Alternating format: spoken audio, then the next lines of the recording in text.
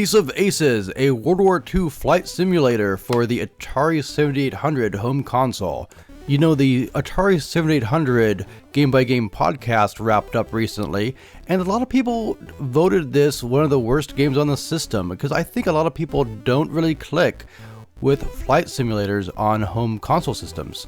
And it's a great podcast, by the way. You should really check it out. But anyway, I wanted to kind of correct the record on Ace of Aces and maybe get some people to give it another chance.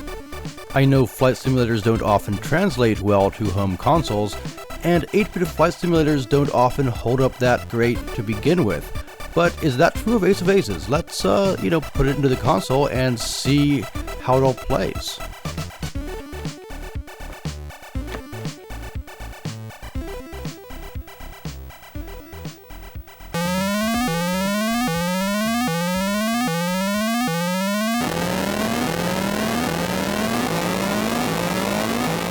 Yeah, there goes the siren that warns of the air raid. Then comes the sound of the gun sending flak. Out for the scramble, we've got to get airborne, got to get up for the coming attack. Yeah, this game pairs very well with Aces High by Iron Maiden. It's like, when you go to a fancy restaurant and they pair wine with food, you can pair music with Atari games because most of them don't have music in the first place, so that makes it easy. So yeah, Aces High, good song. Though that one's about the Battle of Britain. I don't know what Ace of Aces is about. It's kind of a World War II European theater grab bag, I guess.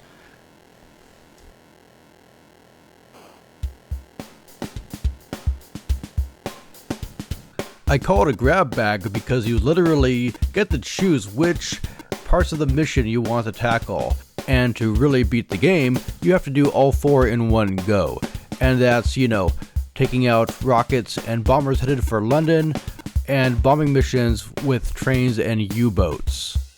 Here I've chosen to tackle the train mission and the bomber intercept mission as well. It then shows you the map screen so that you can plan out a course of action. And don't worry, you can refer back to this later.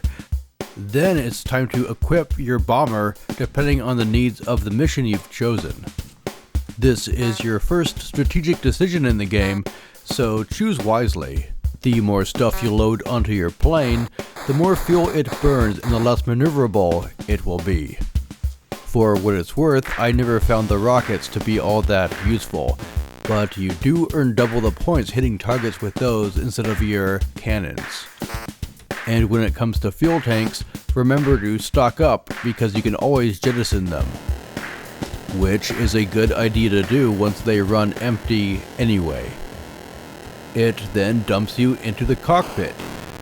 The bomber you pilot, the Mosquito, isn't as big as a B-52, but it still has different stations that you man. In addition to the cockpit, there's also an engine room where you can look out the left and right sides of the aircraft, and you'll need to do that too to put out fires, when your engine catches fire or something like that. And you can also go to the bomb bay, which you'll need to do to bomb targets. Once you get close enough to a target like a train or a squadron of U-boats, and you're flying low enough and slow enough, it queues up basically a mini game where you have to aim and hit the correct cars on the train, or hit the U-boat targets which are kind of swerving around. And so the game's a little bit arcade, a little bit sim. It's kind of an unusual game design, really. When it's strategic, it gives you a lot to digest, a lot to think about, and when it's arcadey, it's really arcadey.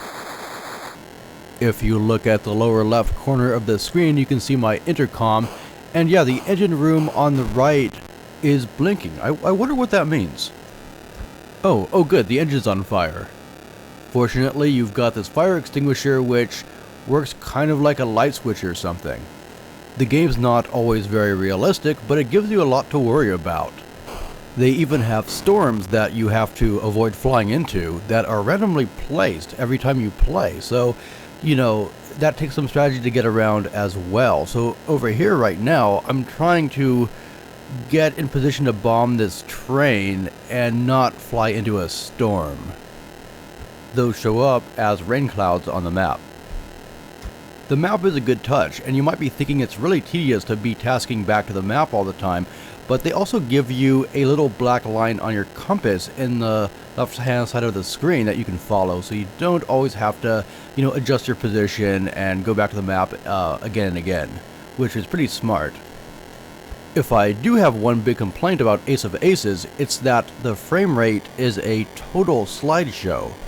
And true, this is about the speed that most flight simulators of the time ran. The frame rate when you target planes actually runs a bit faster than the clouds animate and the horizon animate, so at least that's good, so you can at least line up shots more accurately than you would if everything ran at that rate. And here I go flying into a storm. But yeah, overall I really liked Ace of Aces. There's a lot to do in it, a lot of elements, and there's even a scoring system to keep you coming back, even if you beat all 4 missions, which is very challenging. You can still always do it better, do it using less fuel or, anything like that.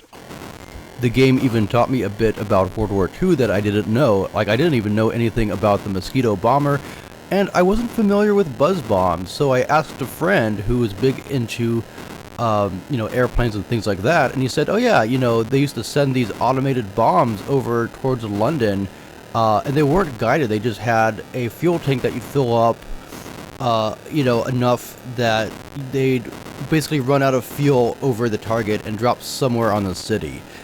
And I guess what would happen is you'd hear the buzzing of the small engine that they have coming in, and then they'd go silent as they were falling somewhere, near you. And so that's pretty terrifying. So one of the missions in this game is shooting those down, and I saw that and I thought, that's really video gamey. There's no way that happened in real life, catching up to and shooting rockets down. And yeah, it turns out that that's what happened. So yeah, I learned a couple of things from Ace of Aces. Anyway, if you like 8-bit flight sims at all, I really recommend this one. It's definitely not for everybody, it's not Afterburner, it's not a pick up and play game, and you do have to read the manual. I really recommend it before diving in, but I found it to be very satisfying and really engrossing once you kind of adjust to that slow frame rate.